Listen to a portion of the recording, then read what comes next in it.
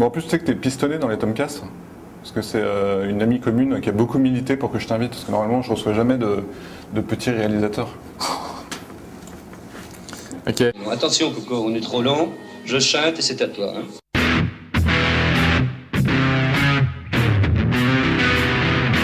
Bon, Fred, t'as vu, ils y croient chez Gaumont, hein, ils ont mis ton affiche pleine façade. C'est vrai. Non, mais c'était pour ta venue. C'est-à-dire, tu vas partir vers 14h, à 14h15, le truc est viré. Hein. Ouais, ça sera remplacé par le prochain film. Exactement. Ouais. Non, sérieusement, c'est un énorme kiff. Hein. Moi, dès que je suis arrivé, je l'ai photographié et je l'ai envoyé à tous mes potes. Voilà, parce que ça fait aussi partie de ça, faire du cinéma, c'est-à-dire des trucs de môme. C'est-à-dire que tu as ton affiche avec, sur le bâtiment, entièrement sur le bâtiment de la Gaumont. Voilà, ça fait partie des trucs drôles. Alors je suis hyper content de te recevoir, parce que figure-toi que tu es le réalisateur d'un de mes films préférés de ces 3 dernières années. Tu es le réalisateur de Pour elle, un film qui est sorti en 2008 avec Vincent Lindon et Diane Kruger. Ouais. Et je t'avais pas vu suite à la sortie de ce film, donc voilà, déjà je voulais te féliciter. Je crois que la France a trouvé son nouveau maître du rythme, et voilà, c'est fini. Bah écoute, voilà, maître du rythme. Pourquoi pas, on va m'inviter dans toutes les boîtes de nuit pour mettre un peu d'ambiance donc. Non mais quand je parle de rythme, sincèrement, moi j'ai vu Pour elle, je suis sorti de ce film essoufflé. J'étais... Eh ben écoute, ouais, c'est un beau compliment et tu n'es pas le seul à me l'avoir fait, donc enfin de manière humble et modeste. Effectivement, il y a plusieurs. Souvent, les spectateurs m'ont dit ça, qui ressentaient physiquement le film. Et j'en parle parce que c'est vraiment le point de départ d'À bout portant, c'est-à-dire que je me suis dit, je vais essayer de faire un film où le spectateur va ressentir les choses comme ça physiquement, être cramponné à son fauteuil, essoufflé quand le personnage court, et vraiment en tension durant 1h30. Et c'était le cahier des charges. C'est ça, tu t'es dit, je vais prendre le dernier tiers de Pour elle et je vais en faire un film d'1h30 avec un thème différent. Et je n'ai pas réussi mon coup parce que le film fait 1h25. Alors, le gros point commun entre ces deux films, finalement, parce que là pour le coup ils sont assez semblables quand même sur le fond, c'est finalement c'est un mec banal. Alors dans Pour elle, c'est Vincent Lindon qui est instituteur, et là dans À bout portant, en plus j'ai le titre du film qui est écrit en face de moi, j'ai pas d'excuses. Là c'est un infirmier qui est joué par Gilles Lelouch, qui va bientôt être papa, la vie est belle, il a une jolie femme, il est heureux, un mec super banal. Et qu'est-ce qui va se passer ? On a toujours un héros qui est Monsieur Tout-le-Monde, auquel on peut s'identifier pleinement, et où je peux m'identifier aussi pleinement quand je suis spectateur. J'aime bien moi quand je peux courir avec le personnage parce qu'il est proche de moi. Et ce Monsieur Tout-le-Monde va rencontrer un personnage qui ne l'est pas du tout, c'est-à-dire un vrai gangster de cinéma à l'image des gangsters dans les films de Melville et tout ça, et qui est joué par Roche Dizem. Et ça va être l'association de ces deux personnes, c'est-à-dire quelqu'un de normal ou d'ordinaire dans un monde extraordinaire. Alors, la grosse question aussi que j'ai envie de te poser, c'est comment on fait pour concilier rythme et profondeur des personnages ? Écoute, je pense que la profondeur des personnages vient du fait qu'ils sont crédibles et sincères. C'est-à-dire que voilà, ils courent pour les bonnes raisons et que leur rôle n'est pas prétexte à fusillade ou pyrotechnie et cascade. Ouais, mais pour garder ce rythme et tenir dans 1h25, comme tu disais tout à l'heure, tu es forcément obligé de sacrifier des moments où tu présentes, des scènes d'exposition, des choses comme ça. Bien sûr. Mais je dirais que je sacrifie pour le bien du film. C'est-à-dire que quand tu parles de profondeur, c'est parce que je laisse au spectateur la place pour nourrir le personnage soi-même. C'est-à-dire que la profondeur, c'est aussi le spectateur qui amène, je dirais, qui va combler les cases de la psychologie du personnage. Et ça, pourquoi ? Parce que j'essaie de le rendre actif, le spectateur, à chaque fois. C'est-à-dire que moi, je pars du principe où là, je dois montrer un couple qui s'aime, j'ai pas besoin de montrer pendant leur vie de tous les jours pendant une demi-heure. Bon, et Fred, j'ai l'impression que ce film il va pas beaucoup plaire à Brice Hortefeux. Écoute, t'as une vision de la police qui est exécrable quand même. Enfin, je sais pas si t'as déjà eu des problèmes avec eux, qu'il y a un petit règlement de compte dedans, mais et d'ailleurs, là, petit reproche quand même, parfois t'es quand même à la limite de la vraisemblance. Écoute, je sais pas, mais après c'est des flics de cinéma, c'est-à-dire que je sais pas ce que va en penser Brice Hortefeux, mais voilà, c'est pas du tout une critique de la police, quoi que ce soit. C'est comme si tu me disais, t'as fait un western, dis donc, je trouve que l'adjoint du shérif, là, dis donc, qu'est-ce qu'ils t'ont fait les adjoints du shérif ? Là, c'est pareil. C'est des films mais de bon, cinéma. On va pas déflorer, mais tu vois, par exemple, le passage avec la femme enceinte dans les toilettes. Ouais, bah écoute. Tu vas loin quand même. Non, il y a des flics gentils et des flics moins. Il y a des flics gentils, des flics moins gentils. Voilà, c'est du cinoche. Est-ce que tu as consulté Olivier Marchal, qui jouait d'ailleurs dans ton premier film? Écoute, non. Il a lu le script parce que c'est quelqu'un dont, pour moi, la vie compte.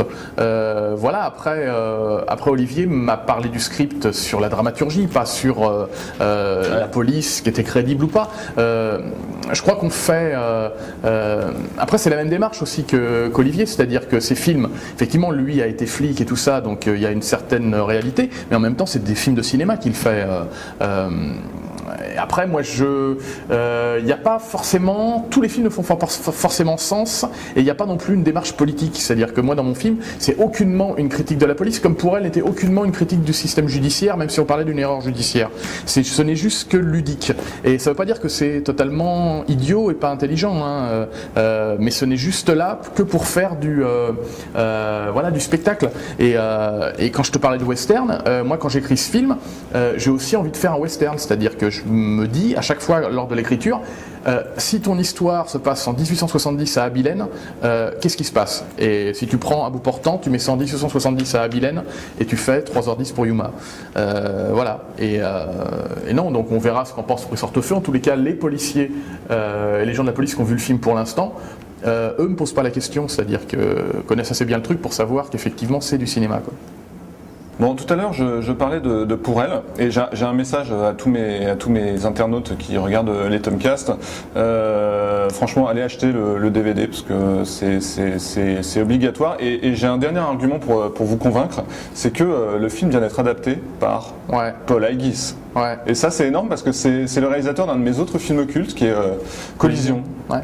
Énorme tuerie, donc si vous n'avez pas le DVD, d'ailleurs, je vous invite à acheter le DVD de Collision, à le savourer. Je voudrais ne jamais avoir vu Collision pour pouvoir le redécouvrir. Ouais, bah écoute. Bon, ça te fait quoi d'être adapté par ce mec-là? Bah, c'est très flatteur. Après, c'est un peu de la science-fiction, hein. Tu t'écris un film dans ton petit appartement et tu te retrouves 2 ans après avec Paul Haggis qui tourne exactement, qui l'adapte, qui fait le remake. En plus, un remake plutôt fidèle. Je l'ai pas encore vu, mais ce qu'on m'en a dit. Et avec Russell Crowe dans le premier rôle. Et tu parlais d'Olivier Marchal, avec Liam Neeson qui fait le rôle d'Olivier Marchal. Oui, carrément. Non, c'est un peu de la science-fiction. C'est-à-dire que moi, je suis comme les gens qui écoutent. Hein. Russell Crowe, Paul Haggis, Liam Neeson, je les ai vus qu'à la télé. Hein. Dernière question que je rajouterais peut-être si ta réponse est cool. Parce que c'est monté, hein, c'est comme un film en fait. Je fais pas forcément toutes les séquences dans l'ordre. Vas-y, je vais te faire une réponse cool. Dis-moi juste, j'ai l'impression quand même qu'il y a une petite bande autour de Guillaume Canet, là, que tout le monde couche avec tout le monde, vous êtes potes, machin, etc. Est-ce que je me trompe, hein? Il m'a semblé t'apercevoir à une projection d'ailleurs des petits mouchoirs, une projection hallucinée. Écoute, tout le monde ne couche pas avec tout le monde, mais on est potes. Hein, je couche pas avec tous mes potes. On fait partie de la même génération et on se croise depuis longtemps, quoi. Après, moi, ce qui me plaît chez ces gens-là, c'est que malgré le succès, malgré tout le truc, machin, c'est des gens normaux. Vraiment. Hein. Et ça, c'est plutôt cool. C'est-à-dire qu'on n'est pas dans un truc où ça se prend la tête et où ça se la pète à mort, quoi. Tu veux dire que les réalisateurs de la génération au-dessus de toi ne sont pas des gens normaux? Non, il y a des gens normaux et il y a des gens qui ne le sont pas. C'est comme dans tous les boulots. Tu vois, moi, la première fois que je rencontre Guillaume Canet, j'ai fait que des courts-métrages. Lui est en train de monter Ne le dis à personne. Et il m'explique son montage en me disant à chaque fois, mais enfin bon, tu vois bien de quoi je parle et tout ça, c'est-à-dire qu'en me mettant sur le même pied d'égalité que lui comme réalisateur. Et ça, il y en a peu quand même. C'est-à-dire que moi, j'avais fait que des cours. Lui, il venait de faire Ne le dis à personne et il prenait le soin justement de surtout pas, nous mettre tu vois, vraiment me mettre sur le même. Et ça s'est passé comme ça aussi avec Gilles, parce que Gilles est réalisateur aussi, Narco. Ouais. Hein, souvenez-vous. Gilles est réalisateur, Rochdy est réalisateur. Tu vois, quand tu tournes avec des comédiens qui sont réalisateurs, justement, ils ne vont pas te dire ou te mettre la caméra, machin, ils savent très bien la difficulté du truc et jamais ils ne vont interférer. Ah bah ouais, non, vraiment. Après, là, je reviens sur ta question de départ, il y a toute une génération de réalisateurs comme ça, un peu décomplexés par rapport à un certain cinéma, et ce que peut en dire une certaine presse. Pour dire son question de tout à l'heure. Et c'est des gens sympas que je prends grand plaisir à voir, même quand ils me battent au poker. Bon, est-ce que la vie des internautes, c'est important pour toi? Est-ce que tu perds du temps sur Internet, beaucoup, à te googliser, des trucs comme ça? Ou est-ce que pour toi, ce qui est important, c'est la vie des Inrocks? À fond, c'est quoi les Inrocks? C'est un journal très sérieux. Ouais, non, je lis pas tellement la presse, moi. On m'a dit il y a quelques jours, quelqu'un qui a vu mon film qui m'a dit c'est bien, mais une certaine presse va te défoncer. Et alors je sais pas ce que c'est une certaine presse, l'équipe, je sais pas, on va voir. L'important c'est qu'il y a un certain public qui vienne voir les films. Ouais, mais de toute façon, moi je fais ça pour, je fais ça pour que les gens ressentent des émotions de cinéma. C'est-à-dire que c'est 1h30 de grand 8.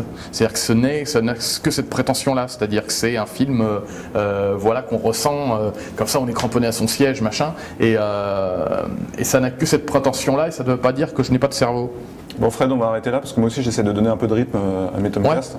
Ouais. Pas avec le même talent que toi. Mais non, tu n'as pas vu à bout portant alors. Voilà. Tu n'as pas vu à bout portant, tu vas voir. Tu déconnes ou quoi? Tu vas voir que c'est mieux que pour elle, mais non, je sais très bien que tu l'as pas vu. Et tu vas voir, c'est encore mieux que pour elle. Vas-y, pose-moi une question sur le film. Vas-y, pose-moi une question sur le film. Non, tu vas inventer, il y a des dossiers de presse qui sont très très bien vus. Non, vas-y, question. Le nom du 3e assistant caméra. Enculé. Ah, tu vois, tu l'as pas vu. Voilà, ne croyez pas ce jeune Fred homme. Cavaillé, Il fait pas bien merci. son travail. Ouais, c'est ça, ouais. Allez, à bout portant, ça sort le 1er décembre sur vos écrans. Il y a l'affiche à Neuilly sur l'immeuble Gaumont, vous pouvez pas le rater. Voilà, j'espère qu'elle sera ailleurs aussi, parce que sinon ça va faire peu. Allez, salut Fred, à bientôt et bon vent pour le film. Et merci beaucoup.